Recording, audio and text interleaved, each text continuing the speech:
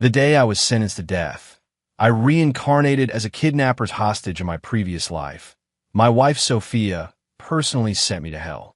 She identified me as the sensational rainy night butcher. The evidence was conclusive, and I had no defense.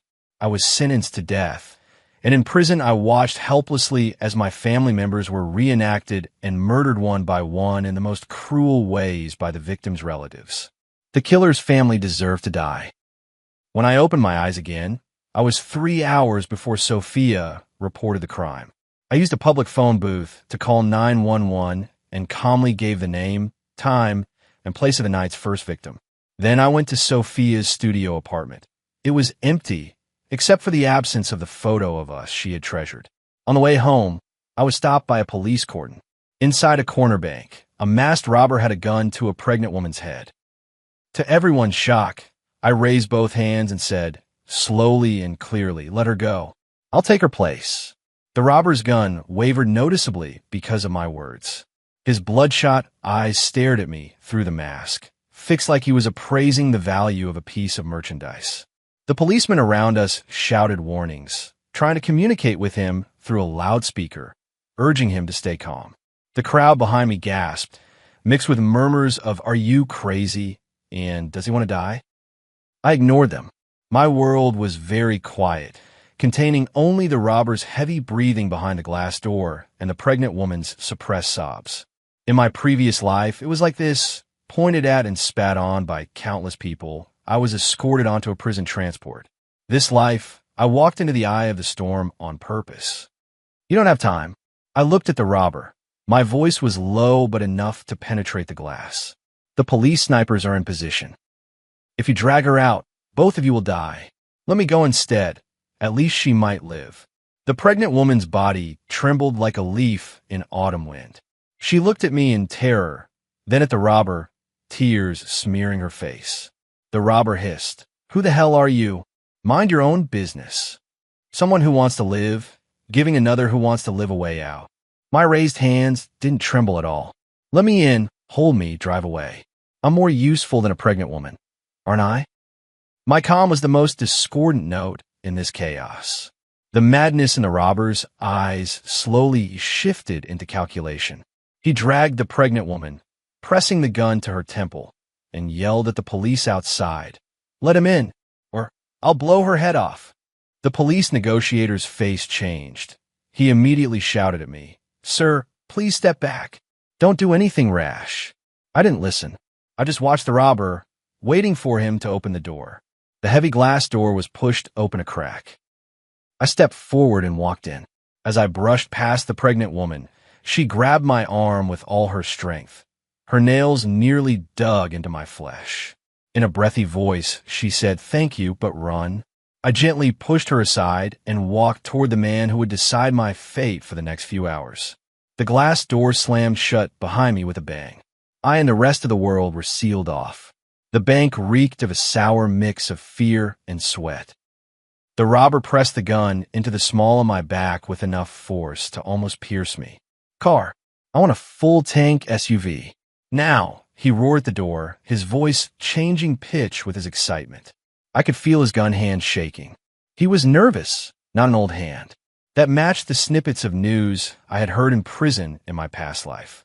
A father driven to desperation tried to raise surgery money for his daughter, choosing the stupidest path. "You won't get away like that," I said calmly. "Shut up," he shouted, jabbing the gun harder. There are at least 3 snipers on the rooftop of the building opposite and behind the police cars at both ends of the street. I spoke as if I couldn't feel the threat behind me. "The moment you step out of the bank doors, you'll be riddled." His breathing stuttered. The hand gripping my clothes tightened fiercely. "How do you know?" "You guess." I turned my head slightly and glanced at him out of the corner of my eye. "You want money and you want to live. But the police won't let an armed robber swagger out of a busy area."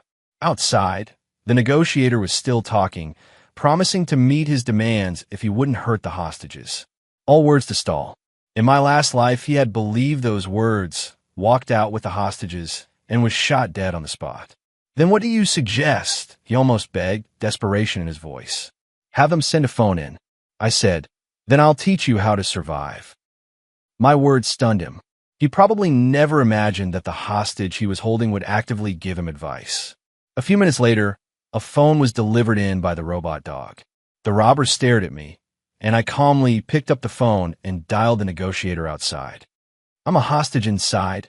Ethan. I gave my name. Let him take the call. There was silence on the other end for a few seconds, then a steady male voice came through. I'm Captain Lucas of the Municipal Criminal Investigation Unit. Mr. Johnson, please stay calm. We will ensure your safety. Captain, I smiled. It's not you who needs to guarantee my safety right now. It's me who will guarantee the safety of all of you. Lucas's breathing on the line noticeably quickened. What do you mean? His voice sharpened instantly. I mean that if you storm in, he will detonate a bomb. I lied casually while keeping my eyes fixed on the robber's reaction. He indeed shuddered, and for a moment a look crossed his face that even he probably hadn't noticed surprise. He didn't have a bomb at all, but I had given him a new ace. Have him call his daughter first, I said into the phone, and to the robber at the same time right now. The robber hesitated, then snatched the phone from my hand and shakily pressed a string of numbers. The instant the call connected, the fierce man from a moment ago choked up. Lily, Daddy will be back soon. He crouched on the floor like a helpless child, the muzzle of his gun sagging uselessly. I looked at him without the slightest ripple of emotion. The pitiful can also be hateful. Would he stake another pregnant woman's life to save his own daughter? Lucas on the line had clearly heard the exchange and stayed silent, not urging him on. This was an opportunity. I moved to the robber's side and crouched. How much more does your daughter's surgery cost? He lifted his reddened eyes and stared at me blankly. $300,000. I'll give it to you. He froze as if he'd heard something absurd. I'll give you $500,000. I intensified my tone. Now, give me the gun, walk out, and surrender. Tell the police that I overpowered you. That will reduce your sentence significantly. When you get out, the $500,000 will be transferred to your family's account. Why you? Why are you helping me? His voice was hoarse and incredulous. Because I don't want to die here. I looked him in the eyes and spoke each word. And I hate having a gun pointed at my head. I said the last sentence softly, but with a cold edge. He shivered. The ferocity in his eyes was completely replaced by fear and hesitation. Outside, Lucas's voice came through the phone again, this time tentative. Ethan, are you okay? I picked up the phone. Captain, prepare to wrap up. In 15 minutes, he'll walk out on his own. After hanging up, I didn't look at the robber again. I walked straight to the bank's floor-to-ceiling window and watched the police assembled outside and the growing crowd in the distance. Sophia, did you see the news? Is the evidence you plan to use to identify me still usable? 14 minutes later, the bank doors opened. The robber tossed aside his gun, raised his hands, and walked out. He was almost immediately pinned to the ground by a few SWAT officers. I followed behind him and strolled out at my own pace. Flashbulbs lit up like a field. Reporters swarmed toward us like sharks sensing blood. Sir, how did you persuade the robber? You're a hero. What's your name? I didn't answer any questions. I walked straight through the crowd toward the detective captain called Lucas. He was tall, with a crew cut and eyes as sharp as an eagle's, staring at me without blinking. Ethan, he asked. It's me. Come back to the station with me. We'll take a statement. His tone wasn't a request. It was an order. I nodded, unsurprised. My behavior had been too calm, too abnormal. I had none of the fear or panic a normal hostage would show. Of course he would be suspicious. Just as I was about to get into the police car, the pregnant woman I had taken the place of hurried over, supported by her husband. Her eyes were still red, but she had calmed down. She stopped in front of me and bowed deeply. Sir, thank you. You saved both of our lives. I stepped aside a little. It was nothing. It was nothing to you, but it's like being reborn for us. Her husband gripped my hand tightly, too moved to speak. We will repay you. I withdrew my hand, smiled at them, and then climbed into the police car. The door closed, shutting out the noise outside. Lucas sat beside me, saying nothing, just studying me with those probing eyes. "Captain, do you have questions?" I offered first. "You don't seem afraid at all. Would being afraid help?" I asked back. He said nothing. The air in the car grew a bit tense. At that moment, his radio crackled. An urgent voice came over. "Captain, a female corpse was found in the old alley in West District. Preliminary judgment is homicide. Time of death is estimated around 9 tonight." Lucas's expression changed in an instant. He turned sharply to look at me. His eyes were full of shock and scrutiny. Because I had anonymously called 911 at 8:45 p.m., and I had walked into the bank and become a hostage at 9:05 p.m. I hadn't just predicted a murder. I had given myself a perfect alibi. Now, in his eyes, I was probably more suspicious than the bank robber. The interrogation room lights were harsh and glaring. Lucas sat across from me with a file of my personal information on the table. Ethan, 28, CEO of Johnson Group. Clean family background, no criminal record. "Impressive resume," he said, tapping the table once, then again, as if tapping at my nerves. So what? So why would a billionaire CEO risk his life playing games with a desperate robber? He leaned forward, eyes blazing. "Who exactly are you?" I smiled. "Who I am isn't it written clearly in the file? As for why I switch places with the hostage, I'm just someone who likes to help people." "Is that not allowed?" "Likes to help people?" Lucas sneered. "Then explain how you knew, 15 minutes early, that there would be a murder in the old alley of West District. Do you know the victim, Chloe?" "No." "Then how did you know her name, time, and place of death?" He pressed me step by step. I guessed. I repeated the same 2 words. "Bang." Lucas slammed his palm on the table, standing up and looking down at me domineeringly. "Ethan, you'd better tell the truth. This isn't a guessing game. Someone's dead." I lifted my head to meet his furious gaze, my expression calm. "Captain, you can eat carelessly, but you can't speak carelessly. I have an alibi. Every media outlet and the police in the city can vouch for me. On what basis are you interrogating me now?" "Your suspicions." My words were like a bucket of cold water, dousing his anger. He stared at me, chest heaving violently, but couldn't get a word out. Right, he had no evidence. I foresaw the murder, but at the time it happened, I was being held at gunpoint by the perpetrator of another case. Logically, I was innocent, but this kind of innocence that doesn't make sense is itself the biggest suspect. The interrogation room door was pushed open and a junior officer stuck his head in, flustered. "Captain, outside. Outside, Mr. Johnson's family and lawyer have arrived." Lucas's face darkened. He looked between me and Sophia, back and forth. He was clearly interested in the sudden distance between us as husband and wife. "Of course. But Mr. Johnson, please don't leave the city recently. We may ask you to come back to assist the investigation at any time," he hinted. "I'll cooperate," I nodded. When we left the station, the night wind was icy. Sophia naturally reached to link her arm with mine, and I again avoided it without a trace. Her expression finally hardened. "Ethan, what's wrong with you?" she asked softly, hurt in her tone. "Nothing, just tired," I replied perfunctorily. Back home, my parents were still nervously scolding me. I just listened quietly. Sophia behaved like a dutiful wife, bringing me hot water, fetching a towel, bustling about. The more she acted like that, the colder I felt inside. After my parents went to rest, the large living room was left with only the 2 of us. She sat beside me and said gently, "Ethan, I'm worried about what happened today, but I'm also proud of you. You're a hero." I looked at her and suddenly smiled. "Really? You think I'm a hero too?" "Of course," she nodded, eyes sincere. "Then do you think?"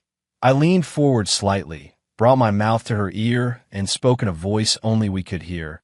"The Rainy Night Butcher is a hero too?" Her body stiffened the instant the words left me. Sophia's pupils constricted violently in that moment. It was only fleeting, almost impossible to catch, but I saw it. She lowered her eyelids, her long lashes hiding all emotion, and in a voice light as a feather said, "Ethan, what are you talking about? That's a murderer. How could he be a hero?" She didn't ask why I suddenly brought up the rainy night butcher. That in itself was the biggest flaw. Tonight's murder had just been taken over by the police. The news was sealed off. The public had no idea how brutal the victim's condition was, and could hardly link this isolated homicide to the moniker Rainy Night Butcher. That name only appeared in my previous life after the third victim emerged and the media coined it. Yet now, Sophia accepted that label so naturally. Is that so? I straightened up, leaned back on the sofa, picked up the glass of water she had handed me, but didn't drink. I think the ones he killed were people who deserved to die. I was talking about the cases from my previous life. The people the Rainy Night Butcher murdered appeared to be glamorous, successful figures on the surface, but secretly each carried death and filthy dealings. Of course, those things were only unearthed by the police's deep investigations after my death. The hand Sophia had resting on her lap tightened silently. Her knuckles whitened with the grip. "Ethan, you're too tired today. Stop overthinking," she forced a smile. "It's late. Let's go to bed." "You go ahead," I said, watching her. "I want to be alone for a while." Her smile froze. We've been married 3 years and never slept in separate rooms. "Okay." She was silent for a few seconds, then rose and went upstairs with somewhat unsteady steps. I watched her back, my gaze cold. The European wall clock in the living room pointed to 1 in the morning. I took out my phone and dialed a number. "Hello, it's me." A lazy voice came over the phone. "Yo, Ethan, our hero. How do you have time to call me?" "Cut the crap, Jake." I interrupted him. "Help me look someone up." "Sophia's cousin, Dylan." "Dylan." In my last life, I never even knew this person existed. It wasn't until I was in prison, from the lawyer who visited, that I learned Sophia had quickly sold off all our shared assets after my arrest, and the man who received those assets was someone named Dylan. They presented themselves as cousins, but my gut told me their relationship was far more complicated than that. "Dylan? No problem." Jake put away his joking tone. "But why are you checking up on your brother-in-law? Husband and wife fighting. Don't ask what you shouldn't." I said coldly. "I want all his information, as fast as possible, especially his movements over the past few years." After I hung up, I poured the water Sophia had brought entirely into the potted plant. Back in the bedroom, Sophia was already lying down, back to me, seemingly asleep. I didn't get into bed. I went into the walk-in closet. In the corner safe, I entered the code and opened it. Inside lay a black handgun. It was a keepsake specially allowed when my father retired. In my previous life, Sophia used this gun as the crucial physical evidence to identify me as the Rainy Night Slayer. The next morning when I woke, Sophia was no longer in bed. The scent of breakfast hung in the air. Everything was as usual, cozy as an illusion. When I went downstairs, she was in the kitchen wearing an apron, busy.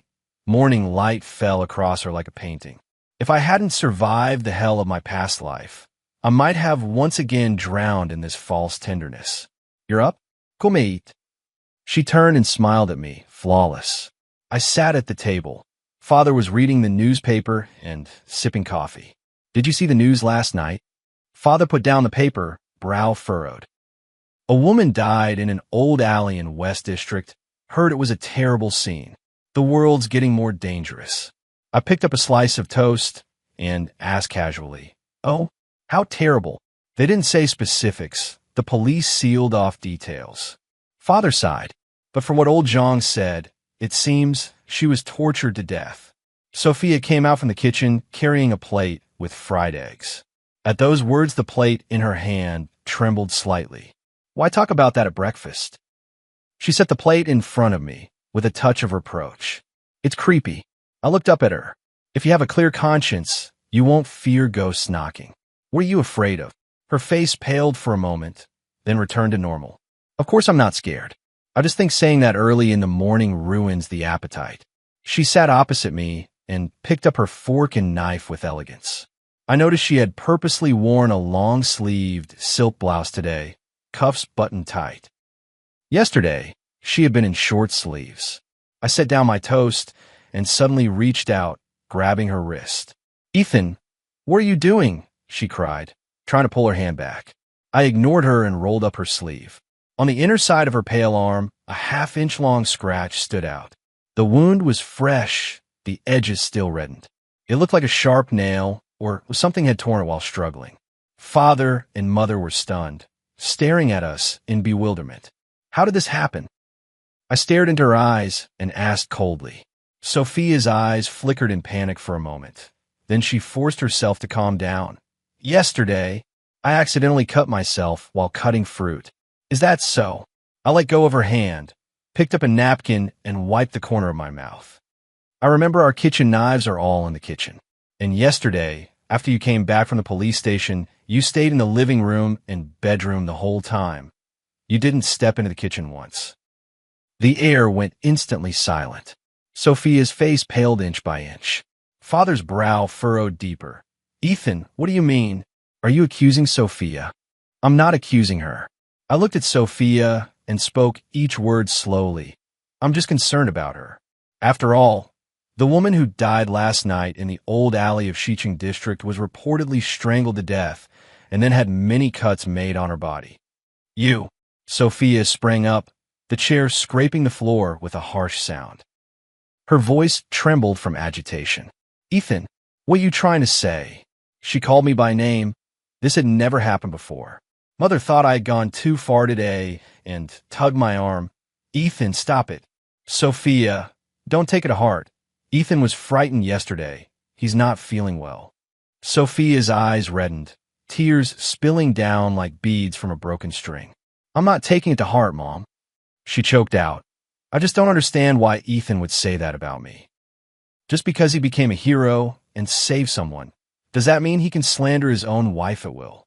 Her words sounded both injured and reasonable. In an instant, I became the unreasonable, bullying villain. I watched her performance and sneered inwardly. What a trick, turning black into white to win sympathy. I'm not slandering you. I stood up, walked to her, and looked at her steadily. I'm only trying to warn you to be careful lately. The outside world isn't safe. After all, no one knows who the Rain Knight Butcher will pick next. I deliberately emphasized the 4 words Rain Knight Butcher. Under my stare, Sophia's body trembled barely perceptibly. At that moment, my phone rang. It was Jake. Hello. I answered and stepped to the window. Found something. Jake's voice was serious. Dylan, Sophia's distant cousin, though they grew up together in the orphanage and are very close, went abroad 5 years ago and returned half a month ago. The crucial part is he owns a biopharmaceutical company, Parker Biopharma, and the company's address is near the old alley in Shicheng. And Jake paused, his voice lowering. Around 9 last night, his company's surveillance went out. My hand tightened on the phone. So was him. Ethan, whose call was that? Sophia's voice came from behind me. I hung up, turned, and met her searching gaze. Captains. I lied without changing my expression. He said there's a new lead. They found a cufflink left by the killer at the scene. As I spoke, I fixed my eyes on Sophia's. Sure enough, when she heard the word cufflink, her pupils contracted sharply again. Because that pair of cufflinks was the birthday gift she had given Dylan with her own hands a few days earlier. Sophia quickly covered up her laps. She even asked proactively, have they found the killer? Soon. I gave her a long look, then said to my parents, Dad, Mom, I'm going out. Where to? To see someone who can prove I'm a hero. I didn't explain further, grabbed the car keys, and left. I didn't go to find Lucas, nor Dylan. I drove to Central City Hospital. In the VIP ward, I met the pregnant woman I had saved and her husband. Her husband was named Ryan Thompson, the owner of a listed company. Seeing me, the couple were extremely emotional and thanked me repeatedly. Mr. Johnson, this is just a small token from us. Please accept it. Ryan Thompson handed me a check. I glanced at it. A string of zeros, a substantial sum. I pushed the check back. Mr. Thompson, I'm not here for that today. Ryan Thompson froze for a moment. Then what are you here for? I need you to do me a favor. I looked at him and got straight to the point. Create a buzz for me. Create a buzz? Yes. I nodded. I want everyone in the city to know that I, Ethan, risked my life to save a pregnant woman. I want that title to be louder than the Rainy Night Butcher. Ryan Thompson was a smart man. He immediately understood my meaning. Last night's incident had been reported by the media, but the attention was limited. If he, as the person involved and a high-profile CEO, stepped forward personally, the effect would be completely different. No problem. He agreed without hesitation. I'll have my PR team contact all the media immediately. On behalf of the company, I'll present you with a civic hero banner and a reward. Thank you very much. We're the ones who should be thanking you. Ryan Thompson gripped my hand firmly. Mr. Johnson, if you ever need anything from me, Ryan Thompson, just say the word. After leaving the hospital, I drove aimlessly around the streets. Jake called again. Ethan, I found something else. His voice sounded excited. That Dylan, he's not only close to Sophia. He's connected to the first victim, Chloe, too. My heart dropped. What kind of connection? Chloe was a researcher at Dylan's company, and I found that 3 months ago, Chloe anonymously reported to the police that Dylan's company was conducting illegal human experiments. Human experiments. A thunderbolt went off in my head. Many details that had puzzled me in my previous life suddenly became clear. Why did Sophia frame me? Why did Dylan commit murder? Perhaps this wasn't a simple revenge killing at all. It was a purge to cover up a much greater crime. In the afternoon, reports of my heroic deed flooded the media. Ryan Thompson's PR team was extremely efficient. The footage of me rushing into the bank to swap myself for the hostages ran on the front pages of major news sites and on the local TV midday news. The footage had been deliberately glamorized, my silhouette filmed to look tall and resolute. Wealthy CEO plays real-life hero to save beauty. Worth hundreds of millions, yet he chose to exchange his life for another. For a while, I became the city's hottest topic. This was the effect I wanted. I had to stand in the sunlight and let everyone see me. That way, when darkness came again, when Sophia and Dylan tried to pin the Rainy Night Butcher label on me, the public's first reaction would be doubt, not blind conformity. I was watching the news when Lucas called. Ethan, where are you right now? He sounded really off. At home. I'm on my way. He didn't say what it was, but from the tone and the way he ground his teeth, I could guess. Sure enough, 20 minutes later, Lucas showed up at my door with 2 officers. He had an evidence bag in his hand containing an exquisite silver cufflink. He held up the bag, staring at me. Is this yours? I glanced and shook my head. No, not. Lucas sneered. We found it near the crime scene. According to our investigation, there are fewer than 5 people in the city who own this custom cufflink. You, Ethan, are one of them. Here it comes. They were still zeroing in on me. I looked at Lucas, completely unflustered. Captain, first, this pair of cufflinks was given to me by my father, George Johnson. There are 2 pairs total, one with me, the other with my father. Second, I paused, walked to the display cabinet in the living room, took out the velvet box, and opened it. My pair is intact right here. Lucas's eyes fell on the identical cufflinks in the box, and his face went extremely sour. He probably didn't expect me to clear myself so easily. As for who the other 4 are, I closed the box and turned to him. I think, with your capabilities, Captain, it shouldn't be hard to find out, right? One of them was Dylan. I was pressuring him to check Dylan. Lucas stared at me for a long moment, then finally put the evidence bag away. Sorry to bother you. He spat the words through his teeth and started to leave. Captain, I called after him. A friendly reminder. The killer is likely to strike again. The next target might be a lawyer named Noah. Noah, the second victim in the Rainy Night Butcher case in the last life. Lucas's steps froze. He didn't look back, only asked coldly, How do you know that? No. I smiled. I'm still guessing. Lucas left, carrying a belly full of anger and suspicion. But I knew he would check on Noah. A good cop wouldn't let go of any lead, no matter how absurd it sounded. I texted Jake. Check lawyer Noah, see if he has any ties to Dylan or Chloe. Then I deleted all call logs and messages. After that, I looked up and met Sophia coming down the stairs. She'd changed into a different outfit, wearing light makeup, looking ready to go out. You going out? I asked. Meeting a friend to go shopping. She answered casually, though her eyes darted away. Which friend? Do I know them? You don't. She went to the entryway to change shoes with her back to me. A college classmate. I watched her graceful back and felt ice in my chest. In a last life, she was like this too, always finding reasons to go out. And I never suspected. I thought it was her social space, and I should respect it. Now I realize those so-called shopping trips and afternoon teas were just excuses for her and Dylan to collude. Be back early, I said. Got it. She opened the door and left. The clicking of her high heels faded away. After she left, I immediately pulled out another phone and opened a phone tracking app. On the screen, a moving red that was rapidly traveling from my house toward the city center. That was Sophia's car. I had put a tracker on her car. I watched the red dot finally stop in the underground parking lot of an upscale cafe downtown. I didn't move. I knew Dylan had to be waiting for her there. I took out my phone, thought for a moment, and sent Lucas an anonymous text. Want to catch the rainy night butcher? Starbucks Cafe. Watch the man in the gray suit. After sending it, I deleted it cleanly. Lucas, I'd laid the bait right at your mouth. Now let's see if this fish is smart enough.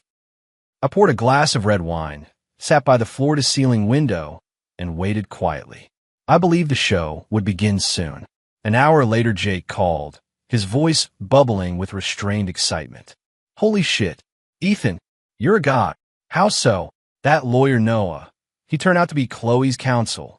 The lawyer Chloe hired to sue Dylan's company for human experiments. But just a few days ago, Noah suddenly unilaterally terminated his retainer with Chloe. A cold smile tugged at my lips. The threads all connected. Chloe discovered the company's dark secrets and hired Noah to sue. Dylan learned of it and, by some means, coerced or bribed Noah into dropping the case. But Dylan still wasn't at ease because Chloe knew too much. So he killed Chloe, staging it like a random attack by the rainy night butcher. What he probably didn't expect was that Noah was greedy but cowardly. He took Dylan's hush money, yet he was afraid Dylan would kill him next to silence him. So he likely left a backup of Dylan's secret somewhere. And Dylan would certainly have considered that. Therefore, Noah had to die. Ethan, are you listening? Jake's voice pulled me back from my thoughts. I am. What now? Should we call the police? No, I dismissed his suggestion. Calling the police now, without enough evidence, will only spook them. Then what do we do? Just watch. No, I looked out at the darkening sky. We go save him. Save him. Jake was stunned. Save that life-loving, cowardly lawyer? Yes. I stood up. Right now, he's our witness. He has to live. I hung up, changed into black athletic clothes, put on a hat and mask, and drove out. According to memories from my last life, Noah would die tonight at 10 in the underground garage of his own home. The method would be the same as with Chloe. It was 8 in the evening now. I had 2 hours. This time I wouldn't just stop the murder, I would catch the killer.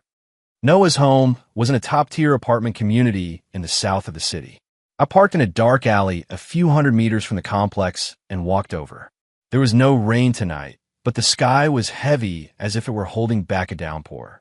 Security at the complex was tight, but I had Jake, a top hacker, backing me. He easily hacked into the building's security system and opened the fire door that led to the underground garage. Done. Jake's voice came through the earpiece. I've looped the garage cameras.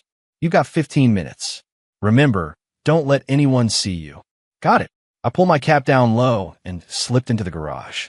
The garage was very quiet. Only the faint hum of the ventilation ducts could be heard. Following the information Jake had given me, I quickly found Noah's parking spot. It was a black Mercedes. I didn't approach it. Instead, I hid behind a massive, load-bearing pillar nearby. I waited, waiting for Dylan to show up.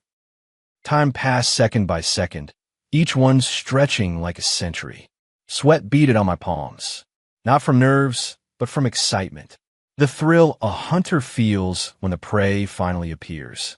At 9:50 p.m., footsteps came from the entrance. Unhurried, calm as if taking an after-dinner stroll. I held my breath and peeked out from behind the pillar. A man in a black hoodie, wearing a mask and gloves, was walking this way. I couldn't see his face, but that build, that gait, I recognized him at once. It was Dylan. He walked to Noah's car, didn't act immediately, but looked around warily. The garage was empty. He visibly relaxed. He took a thin piece of wire from his pocket and expertly slid it into the car door lock. A soft click a few seconds later, and the door opened. He pulled the door and was about to get in. That's when I moved. Like a hunting cheetah, I shot out from behind the pillar without a sound and struck the back of his neck with a karate chop. Dylan gave a muffled groan and went limp to the ground. I went over, used pre-prepared zip ties to bind his hands and feet tightly, and taped his mouth shut. When it was done, I dragged him into a nearby abandoned van. The whole thing flowed smoothly, no more than 30 seconds. Jake's voice trembled in my earpiece. "Holy, Ethan, when did you get so good at fighting?" I didn't answer. I wiped the sweat from my brow and looked at Dylan, unconscious in the van, my eyes flashing with a hard edge. The game was only just beginning. I didn't call the police right away. After hiding Dylan, I went back to Noah's car. I took a small USB drive from my pocket and plugged it into the car's USB port. The drive contained a file Jake had forged for me, a file that looked like Noah's backup, containing detailed evidence of Dylan's company conducting illegal human experiments. It included experimental data, a victim list, and the flow of funds. Of course, it was all fake, but it was done convincingly enough to pass as real. After that, I relocked the car door and left the scene quickly. Back in my own car, my heart was still pounding. "What's next?" Jake asked in my earpiece. Wait for what? Wait for Noah to come home and find someone's been in his car. Wait for him to panic, to think his contingency plan has been compromised. Then wait for him to call the police. Yes, I would make Noah personally hand this evidence to the police. That would be far more credible than an anonymous tip. It would also bind him to me completely, turn him from a fence-sitting opportunist into the key-tainted witness accusing Dylan. Sure enough, before long Noah's car drove into the underground garage. He parked and was about to head upstairs, but suddenly stopped. He seemed to sense something off.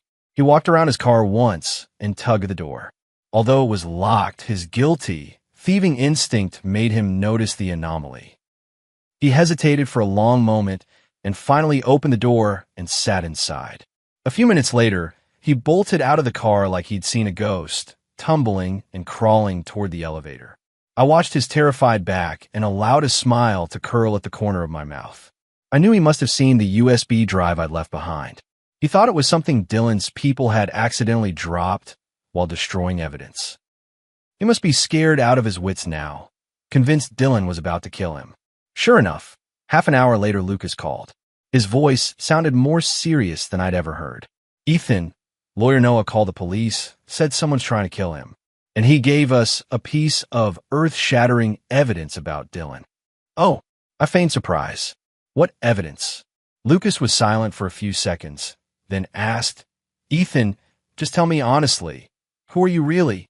Did you already know all this?" I laughed. "Captain, I told you, I'm just a helpful hero." "Hero?" He snorted. "How come I feel like you're a devil? A devil who could foresee everything, manipulate everything. A devil." I repeated softly, then laughed. "Maybe, if I could use a devil's methods to protect those I wanted to protect, I'd willingly descend into hell." "Where is Dylan now?" Lucas asked. "How would I know?" "Ethan." His voice carried a warning. "Captain, what you should do now is immediately apply for an arrest warrant and go get him, not waste time interrogating an innocent citizen here." I cut him off. There was silence on the other end. I knew I'd convinced him. No matter how suspicious I seemed, the most important thing now was to catch Dylan and verify whether that evidence was real. "We'll go make the arrest," he said. "But Ethan, you won't get away. When a case is closed, I'll look into you properly. I'll be waiting." After hanging up, I drove to the abandoned van where Dylan was being held. When I arrived, Dylan was awake. His mouth was taped up so he couldn't speak. He could only glare at me with eyes sharpened by venom. I opened the door, sat opposite him, and tore the tape from his mouth. "Ethan," he panted, his voice hoarse, disbelief written all over his face. "Why you? Why not me?" I replied. "What about Sophia? Did she send you?" he asked urgently. Hearing Sophia's name on his lips stirred the suppressed hatred inside me into a new surge. Seems you care about her, I sneered. More than you care about yourself. What did you do to her? He struggled, his gaze savage as if ready to tear me apart. I didn't do anything to her. I leaned close, looked him in the eyes, and said, word by word, but if you don't tell the truth, I can't guarantee nothing will happen to her. You wouldn't dare, he roared.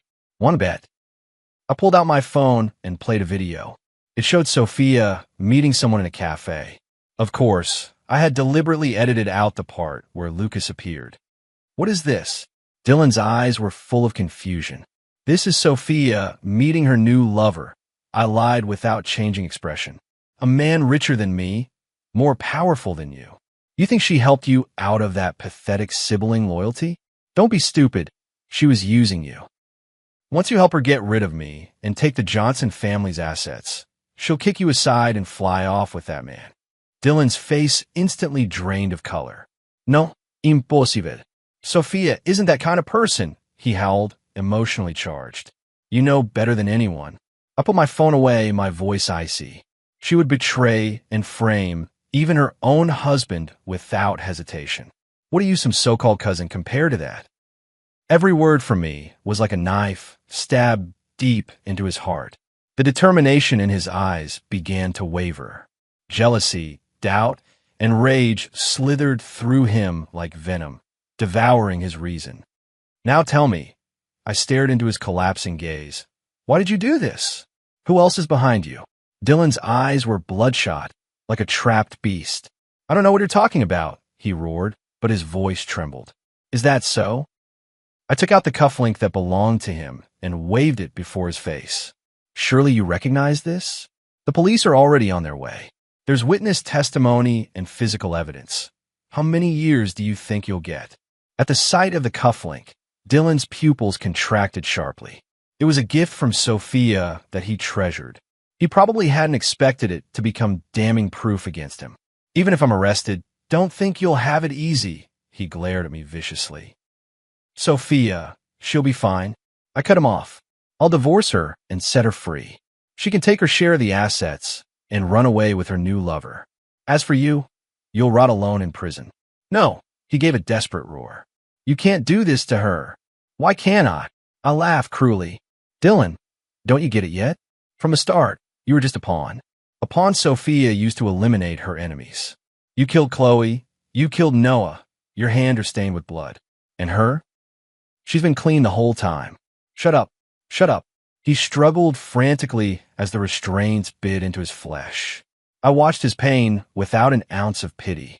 In my previous life, it was this man who personally pushed my father, George Johnson, from the 18th floor. It was he, together with Sophia, who shoved my whole family into the abyss. Tell me your plan. I gripped his throat, my voice void of emotion. Or I'll kill you right now. The threat of death and the pain of betrayal finally shattered his psychological defenses completely. He looked at me, his gaze vacant, resigned, and then suddenly laughed. The laugh was harsh and desperate. Plan? Ha ha ha, our plan. He laughed as tears streamed down. Ethan, do you think you've won? You know nothing. You have no idea what kind of beast your father is. My heart plunged. What do you mean? 20 years ago, Dylan stared at me with boundless hatred. Our Parker family and your Johnson family were longtime friends. My father, Daniel Parker, and your father, George Johnson, were the best of brothers. They founded the predecessor of Johnson Group together. But your father, that hypocritical, sanctimonious man, wanted the company all to himself, so he forged evidence and framed my father for embezzlement. He ruined my father's reputation, and in the end, he jumped to his death. My mind went blank with a thunderous roar.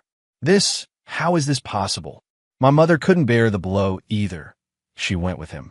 Sophia and I, overnight, fell from heaven into hell and became homeless orphans. Dylan's voice sounded as if from the depths of hell. We were sent to different orphanages, where we endured contempt and bullying. The only thing that kept us alive was the belief in revenge. We're going to make your father taste the pain of losing his family and having his reputation ruined. We're going to take back everything that should have been ours. I stared at him, unable to utter a word. So this wasn't a simple murder. This was a blood feud, brewed for 20 years. So Sophia got close to me and married me from the start for revenge? I asked, my voice dry. That's right. Dylan's face showed the pleasure of vindication. We planned for 10 years straight. Sophia is a natural actress. She easily gained all of your trust. And I studied criminal psychology abroad, learning how to commit the perfect crime. The rainy night butcher, that was just a ruse. Dylan laughed maniacally. We needed a brutal killer, a villain bad enough to provoke public outrage. That way, when we pinned that name on you, no one would doubt it. Chloe and Noah, they were both involved in your father's fabrication of evidence back then. They deserve to die. What about my parents? In my last life, why did you kill them in such a cruel way? I asked, eyes reddened low and fierce. An eye for an eye, a life for a life. Dylan's gaze turned fierce again. Your father killed my parents, so we made him taste the pain of losing loved ones. We're going to make the Johnson family have no heirs. Have no heirs. A chill shot up from my feet to the crown of my head. What a vicious, meticulously planned scheme. They didn't just want to kill. They wanted to destroy hearts.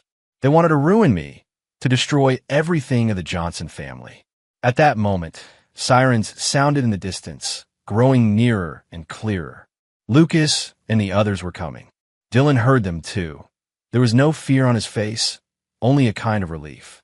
Come on, let them come arrest me, he said, eyes closed. Anyway, Sophia already got what she wanted. My mission is complete. I looked at his face of acceptance, but an intense unease rose in me. No, things weren't that simple. If it was only about revenge, why didn't Sophia act immediately against my parents in the previous life? She was waiting for me to be sentenced to death, waiting for everyone to be convinced I was a monstrous murderer, and then she guided those victims' families to carry out a righteous vengeance on my parents. Why?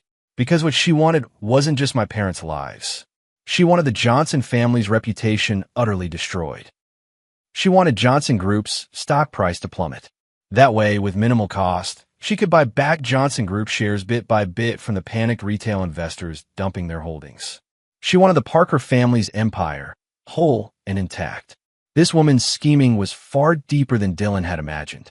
You're wrong, I said coldly, looking at Dylan. Your mission is far from over. Do you think Sophia loves you?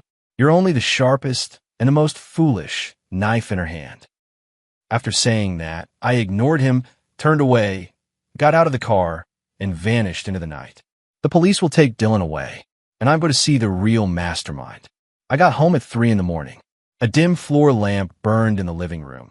Sophia sat on the sofa in a silk robe, seeming to have been waiting for me. On the coffee table in front of her was a cup of cold black tea. When she saw me, she stood, worry exact, and measured on her face. Ethan, you're back. Where did you go? I couldn't reach you. I looked at her, the face I had loved for 3 whole years. At this moment, it felt utterly alien. Met a few friends, I said, taking off my coat casually. Is that so? She came over, trying to take my coat, but I avoided her. Her hand froze in midair. A flicker of hurt crossed her eyes. Ethan, can we talk? She said softly. I feel like you've been off lately. Sure. I sat across from her and sank into the soft sofa. About what? She sat beside me, hesitated, then spoke. Is there some misunderstanding between us? If you're unhappy with me, you can tell me directly. Don't ignore me like this, okay? Her eyes reddened again as she spoke. That pitiful look would soften any man. But not me. Misunderstanding. I laughed. Sophia, there were never misunderstandings between us. Only deceit and exploitation. Her face went pale in an instant. What are you saying? I don't understand. Don't understand? I leaned forward, closed in on her, and asked each word clearly, then the name Daniel Parker. Surely you understand that one. At the mention of the name, Sophia's body convulsed as if struck by lightning. The color drained from her face. Her lips trembled, and she couldn't form a word. All her disguises collapsed at that moment. Looks like you do understand. I straightened, leaned back on the sofa, and regarded her like a stranger. 20 years, Sophia. Aren't you tired of acting? Her body began to shake uncontrollably. She looked at me, eyes full of shock and fear, and a kind of despair I couldn't read. How did you know? She asked in a hoarse voice. If you don't want others to know, don't do it. I picked up the cold tea on the coffee table and took a sip. Bitterness spread across my tongue. I don't just know Daniel Parker. I know Dylan. I know your perfect, flawless plan for revenge. No. She shook her head. Tears spilled over. It's not like that. Ethan, please let me explain. Explain. I cut her off, my gaze cold as polar ice. Explain how you meticulously got close to me and married me. Explain how you and your dear cousin teamed up to kill someone and frame me. Or explain how, like in the last life, you planned to ruin my family, then take everything from the Johnsons. My last sentence stunned her completely. She looked as if she'd heard something impossible, eyes wide, and cried out, Last life? What? What do you mean by last life? Seeing the shock and bewilderment written all over Sophia's face, I suddenly realized something. Perhaps I was the only one who had been reborn. She didn't know what had happened in the last life. She only knew that her perfect plan had suddenly gone awry in an uncontrollable way. That realization eased, just a little, the towering hate in my chest. What replaced it was an even colder, more condescending scrutiny. It's nothing. I reined in the emotion that had just slipped out and regained my composure. It seems you don't intend to explain. No, I want to explain. Sophia suddenly grew agitated. She grabbed my hand with surprising strength. Ethan, it's not what you think. I admit I approached you at first to get revenge. But later, I really fell in love with you. Love. I laughed as if I just heard the funniest joke of the century. Your so-called love is sending me to prison, watching my family die, and then calmly taking everything I had? No. She shook her head through tears. I never wanted to hurt your parents. I only wanted your father to confess. I only wanted to take back what belonged to our Parker family. What about Dylan? Was killing people part of your plan too? No, she denied immediately. I didn't know he would kill.